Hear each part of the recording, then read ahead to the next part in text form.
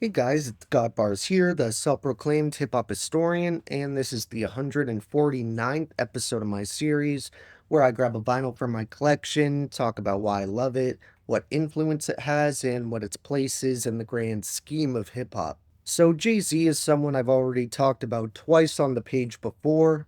First when I discussed the Blueprint, then again shortly after when I covered his debut, Reasonable Doubt. I'll link those down below if you want a bit more information on my personal relationship with Hove's music and how I feel like the constant hate train towards him is unwarranted. But while I'll more than likely review his stellar most recent undertaking 444 in my next group of modern classics, today I wanted to focus on a J project that has a pretty contentious spot in his audible library of a discography. As we know today, 2003's The Black Album is nowhere near the last Jay-Z release. Hopefully that won't be for a while, but even if he never dropped another project, he'd still have a handful of LPs that came out after his 8th studio album here. I bring this up because if you're a younger fan, you may not be aware of how the Black Album was billed as Hope's final contribution to the game, and it was pretty much conceptualized around that idea as well. The notion that Jay was leaving the game and that this was his final grand farewell is referenced constantly throughout this experience,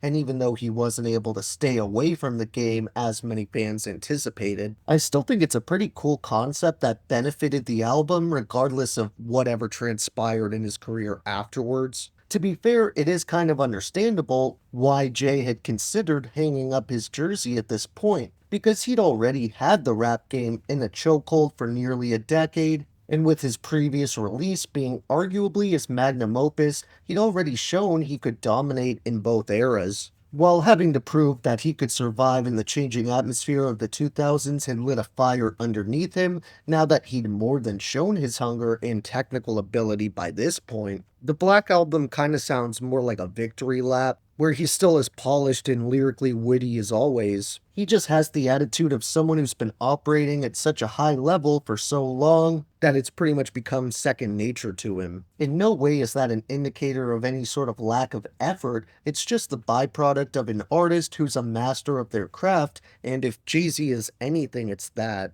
This is one of the shorter projects in his discography. Pretty much all of his work before this passed the 1 hour mark, while the Black Album hovers just underneath it, making it slightly more direct and to the point. This doesn't just add on to the theme of finality, it also gives Hope the opportunity to stick one arm into a myriad of sounds while still keeping the other in his trademark pocket, which is definitely one of his many strengths, as in terms of crafting hip-hop songs that don't abandon the streets he started from, Jay's pretty much unrivaled.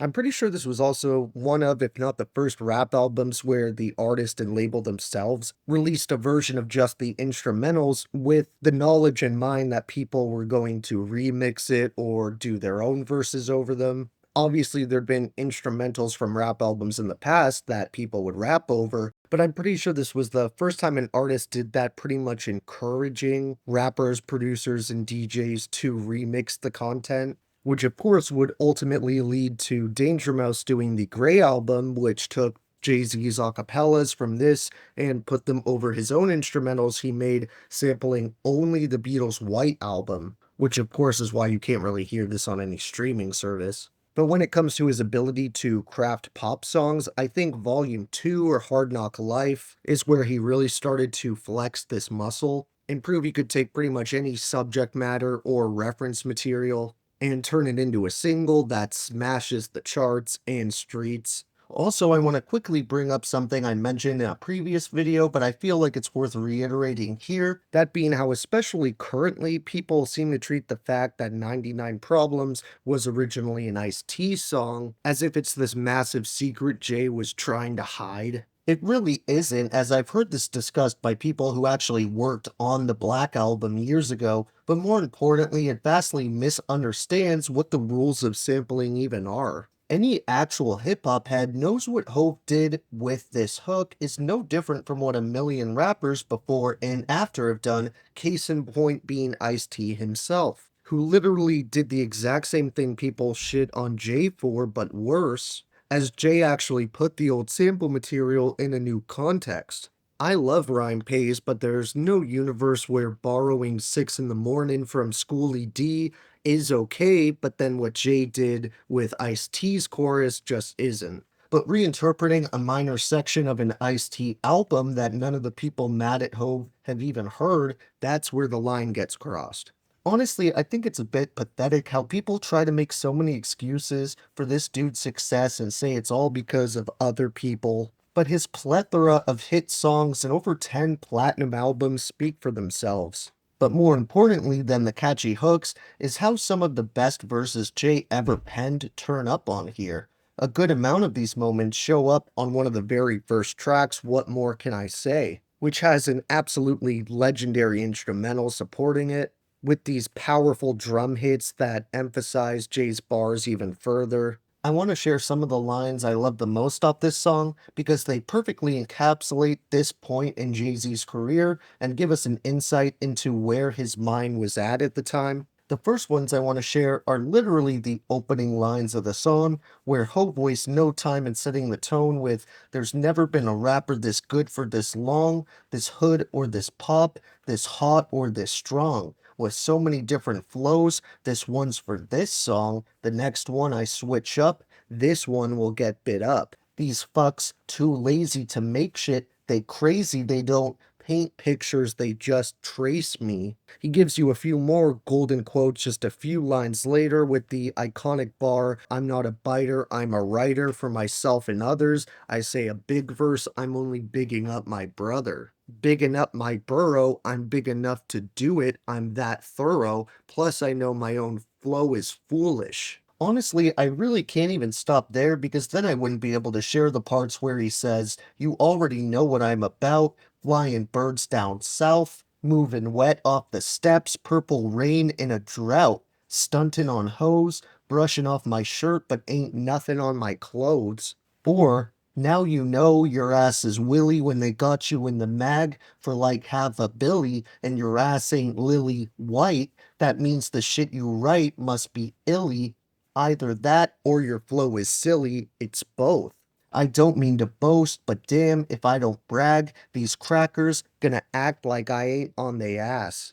And finally, "God forgive me for my brash delivery, but I remember vividly what these streets did to me. So picture me letting these clowns nitpick at me, paint me like a pickaninny. I will literally kiss TT in the forehead, tell her please forgive me, and squeeze it into his forehead." Keep in mind, those are just some selections from a single track, so when you look at the rest of the Black Album, it's pretty much impossible to count all the iconic, quote-worthy lines that have been referenced constantly by other artists ever since. Just a couple include, "When I come back like Jordan, wearing the 4-5, it ain't to play games with you, it's to aim at you, probably maim you." As well as, "I ain't a new jack, nobody gonna Wesley snipe me, it's less than likely, move back, let I breathe, Jedi Knight, the more space I get, the better I write." However, as on point lyrically as Jay constantly is here, I think the production is what really makes or breaks the Black Album for most fans, and I could definitely see why, as there's the odd instrumental here or there that isn't quite up to par with the rest. The thing is, any song where the beat may be slightly underwhelming still has such dope iconic verses from Hove that it really doesn't come anywhere near the skip territory, at least for me. And those one or two moments are far outweighed by all the other instrumentals being absolutely stellar. For example, personally, I'm not the biggest fan of the beat that Eminem contributed here, but it still isn't awful by any means. It just sort of gets understandably overshadowed from all the other recruited producers being seasoned veterans. These include titans of the 2000s like Timbaland, the Neptunes, the Buchanans, DJ Quick, Just Blaze, Kanye West, Louis Resto, Rick Rubin, 3H, Aqua, and Ninth Wonder, who had just broken onto the scene with Little Brother and was given a massive boost and cosign through his placement here. While Kanye and some others definitely have background vocals on various songs, the only track with a feature actually listed is Pharrell Williams, who as always sets the hook he shows up for on fire. When it comes to my three favorite songs overall here, not including What More Can I Say, I think I'd have to go with Lucifer, Public Service Announcement Interlude, and Change Clothes. For honorable mentions that didn't quite make the cut but still are more than worth your time, I whittled it down to Dirt Off Your Shoulders, Encore, Threat, Justify My Thug, Allure, and my first song. Thank you for watching my 149th video. For the 150th one, we're bringing back a legend who's only been on the page once before so far, but the album of his I'm covering is definitely a fan favorite. So check in for that one, and if you enjoyed, be sure to like, subscribe, and let me know what your favorite moments off Hove's false alarm of a final album here were. Don't forget to have a great day, and I'll see you next time, okay? Alright.